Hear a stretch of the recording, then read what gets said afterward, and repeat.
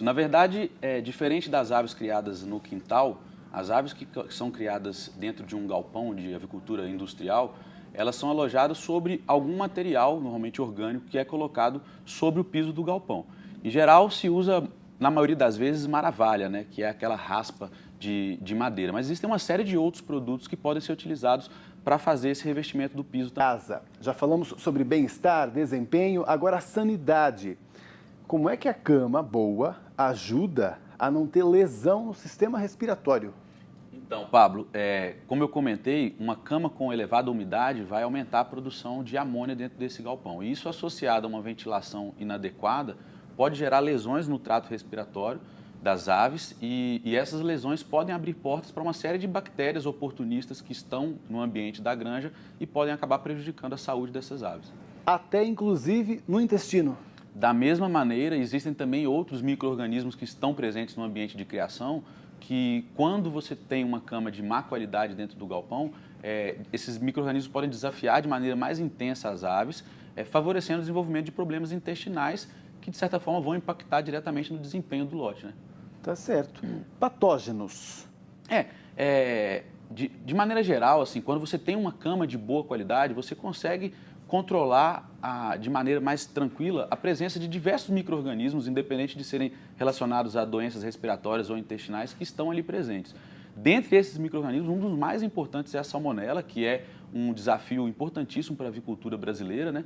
E que quando você tem um manejo de cama adequado, especialmente no período de intervalo entre os lotes, você consegue ter uma diminuição da pressão da infecção por salmonela para que os lotes que serão alojados posteriormente nessa cama tenham menos chance de se contaminar com esse micro-organismo. A gente só tem benefícios com uma cama de qualidade, então, né? Por acaso tem algum desafio que a gente ainda enfrenta para conseguir ter uma cama boa ou a gente já chegou num nível muito bom? Hoje as empresas têm padrões muito bem definidos de manejo de cama, né? O maior desafio é você conseguir convencer as pessoas de que elas precisam sempre fazer aquele trabalho de maneira constante e adequada. Porque se você tiver um integrado que não se esforce de maneira ideal no manejo da cama, você pode ter consequências sérias dentro de um lote, né? Por isso que a gente precisa tanto da ajuda dos integrados para garantir esse manejo adequado. Porque às vezes a cama ela fica em segundo plano. Muitas vezes, muitas rotinas dentro do aviário e o trabalho com a cama, né, o manejo da cama, é um trabalho bastante cansativo em algumas situações.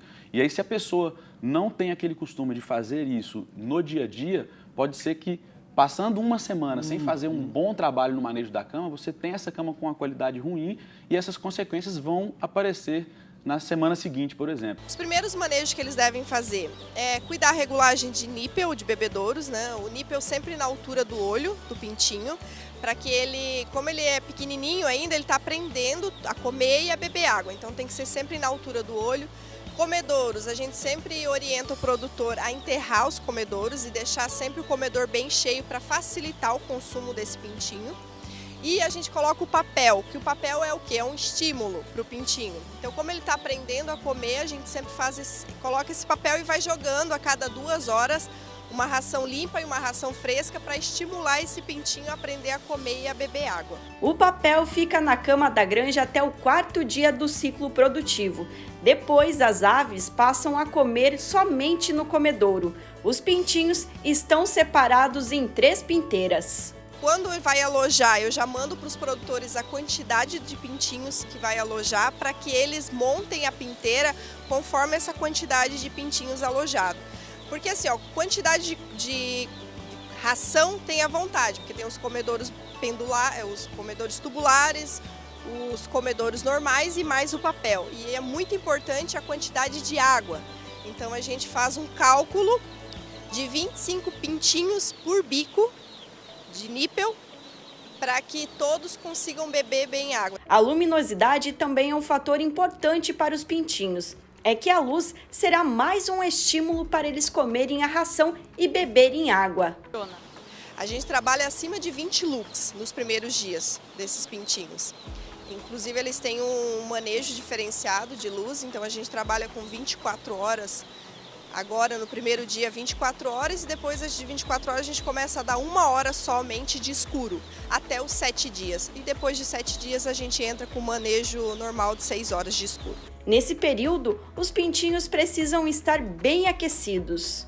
Então, o aquecimento também é outro ponto muito importante. Os pintinhos, na hora da chegada, a temperatura ideal, no mínimo, de 33 a 35 graus, porque a gente precisa manter a temperatura corporal do pintinho.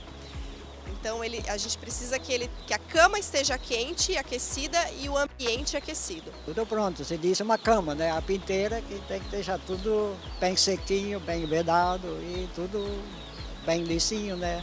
Thaís, a boa ambiência da ave ela é fundamental, né? E a qualidade do ar interfere no lote? Muito. A qualidade de ar, que a gente fala principalmente em pintinhos nessa idade, é a produção de amônia.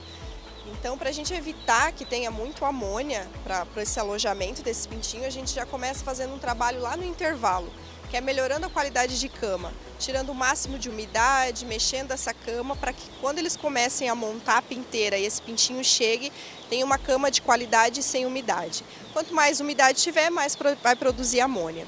E uma das maneiras de melhorar a qualidade da cama é controlando o aquecimento e ventilação. Então, quando o pintinho chega, a gente vai trabalhando com essa temperatura, que eu falei, entre 33 e 35 graus. E a gente trabalha também com a ventilação para que a gente retire essa amônia que vai produzindo. Porque como o ambiente vai aquecendo, a cama vai aquecendo, vai liberando essa amônia para o ambiente. Então, é através da ventilação que a gente melhora essa qualidade do ar. Os ventiladores do aviário do Zeno estavam ligados. Para circular vento para dar o ar mais confortável, né? Não ficar tão abafado, não úmido, né?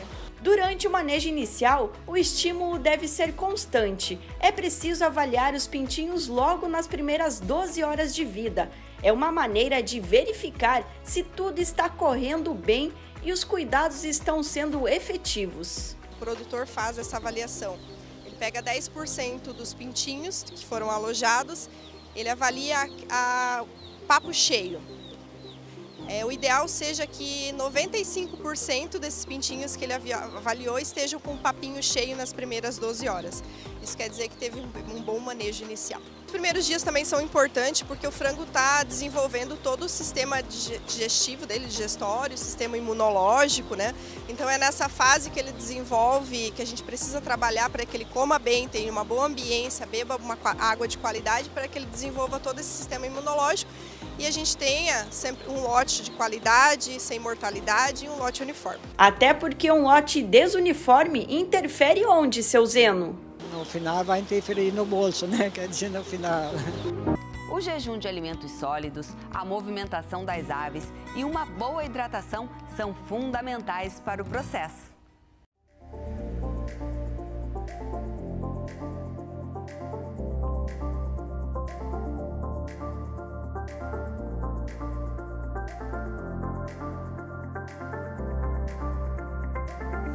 Antes do envio das aves para o abatedouro, o produtor deve realizar um manejo pré-abate. O objetivo é que os animais cheguem saudáveis aos frigoríficos.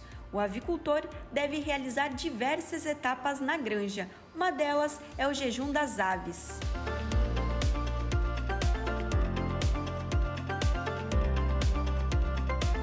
Ele se inicia a partir do momento que o produtor recebe o horário do corte de ração, tá? Então ele vai preparar o aviário e as aves para serem enviadas para o abatedouro, tá? Inicialmente ele vai fazer o corte de ração parcial, tá? Para que a gente atenda o tempo de jejum, que são as 12 horas, né? Perante a legislação. O horário do corte da ração é determinado pela integradora. O produtor deve seguir à risca. Como que esse corte de ração é feito? Tá? Ele consiste, primeiramente, em fazer o jejum parcial. Por quê? No caso do Jardim da Labrida aqui, ele está em torno de 200 km do abatedouro. Então a gente precisa fazer esse jejum parcial para que ele atenda o tempo de jejum no abatedouro. O jejum é de ração, a água é à vontade. Além disso, as aves precisam se movimentar.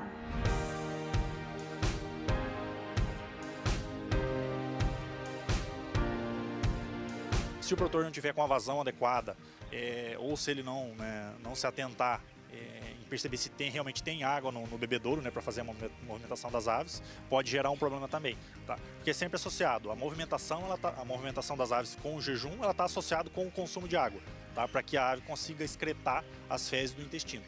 A movimentação é simples, mas deve ser feita com cuidado. É que as aves não podem se assustar. Não assustar muito frango na hora que a gente passa, né, que mexe com ele, que geralmente é no manejo, né? Então ali que frango geralmente ele se risca, né? Ele se assusta, começa a pular um por cima do outro, onde que vai riscando, né? Se o produtor fizer algum erro de manejo durante o pré-abate, principalmente na movimentação das aves, a gente pode ter problema com o reto cheio, que é a víscera cheia, né, no abatedouro. Pode ter problema com dermatose, dermatite, tá? Que são lesões de pele que influenciam bastante no aproveitamento da carcaça do frango, tá, no abatedouro.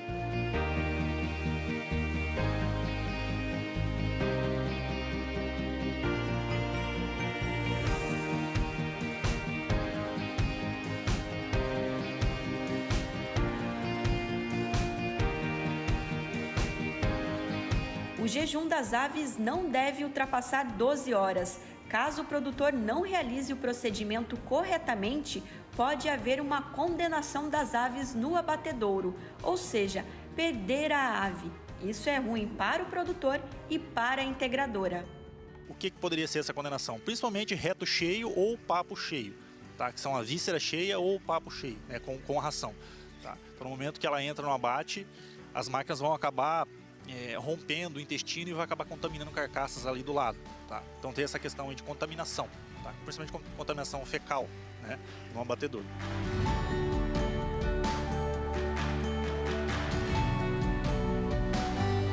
Durante a apanha, as aves tendem a ficar um pouco mais agitadas, mas para isso há processos que minimizam esse estresse delas, né, João? Sim. Durante o jejum pré-abate, tá? É importante principalmente que o produtor se atente com a questão da intensidade luminosa, tá? A gente não pode ter nenhum tipo de aumento brusco na iluminação, tá? Porque senão vai acabar estressando as aves, elas podem se riscar, né? Pode gerar ali problema com a questão da carcaça, né? A dica é manter as cortinas fechadas para diminuir o estresse. A má qualidade de carcaça também pode comprometer o abate. A qualidade de carcaça é importantíssima, porque no caso da nossa unidade a gente produz frango inteiro, né? Então o frango com dermatose, com problema de carcaça, ele não pode ser aproveitado para esse tipo de produto, né? Ele acaba indo para o corte, frango em cortes, né? Então a qualidade de carcaça é essencial para o aproveitamento no abatedouro. Após a movimentação das aves, a próxima etapa é a preparação do aviário para a apanha. Os comedouros e bebedouros devem ser suspensos até o final do carregamento.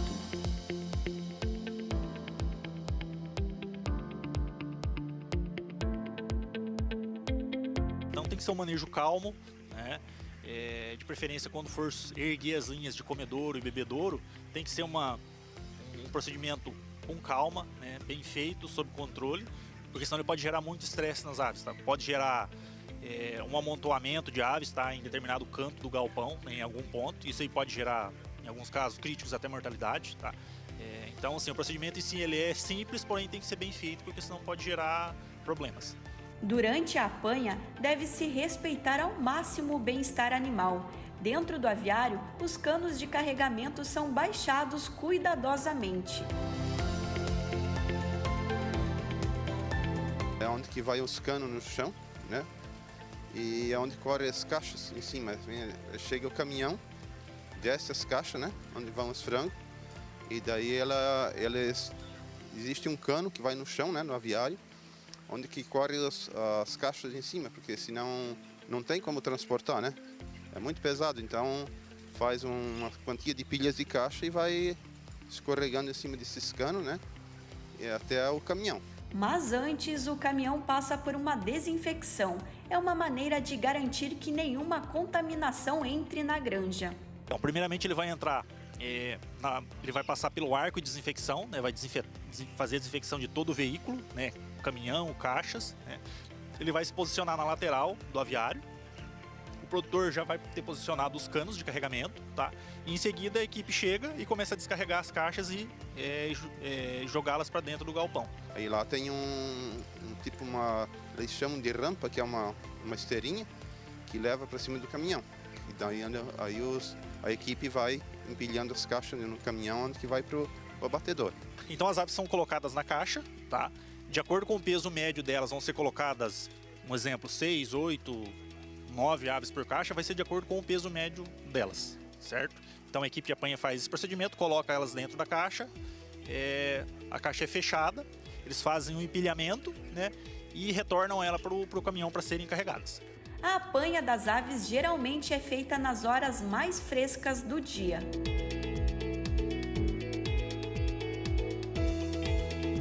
A partir do momento que as aves são carregadas e estão no caminhão, tá? O produtor faz a molha, tá? Que é o famoso molha frango, tá? No caso da nossa unidade ele é feito, tá? E auxilia na questão do bem-estar das aves, né? Então, a partir do momento que o caminhão é molhado e ele está em movimentação, ele auxilia na refrigeração das aves. Para o avicultor, ver as aves dentro do caminhão é um momento de realização, o resultado de um trabalho feito com amor e dedicação. Orgulho.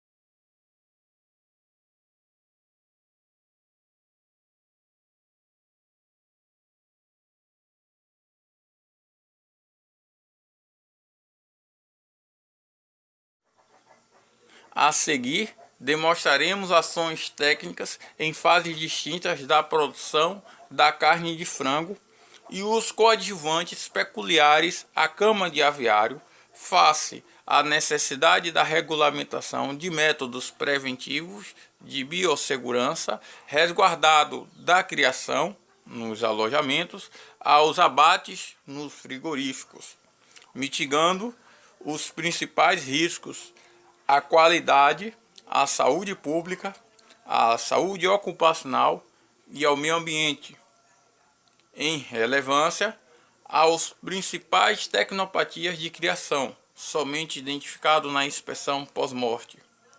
Segundo o Plano Nacional de Sanidade Avícola, em 2016, num total de produtividade global de 5% da produção, são direcionadas para o DIF, e que 56% dessas tecnopatias são por contaminação. Os processos virais e imunossupressores não são considerados problemas de inspeção, mas poderão diminuir custos e aumentar a disponibilidade do plantel, melhorando a rastreabilidade por lotes nos aspectos físico-químico, histopatológicos e microbiológicos. Segundo a Instrução Normativa MAPA 32, o primeiro ciclo da cama de aviário alcança o limite estabelecido do IPIV, além da ausência da formação involuntária da amônia e da prevenção quanto à contaminação cruzada pertinente à etapa de criação. Só contextualizando, segundo o Ministério da Agricultura, são considerados alterados e adulterados a matéria-prima e ou produtos que apresentem modificações espontâneas ou proposital da natureza física ou biológica decorrente do tratamento tecnológico inadequado ou por falta do conhecimento da legislação pertinente, que altere suas características usuais, sua composição intrínseca, comprometendo a sua inocuidade por privação parcial ou total de elementos, a de simular ou ocultar alterações de deficiência da qualidade da matéria-prima ou defeitos de elaboração.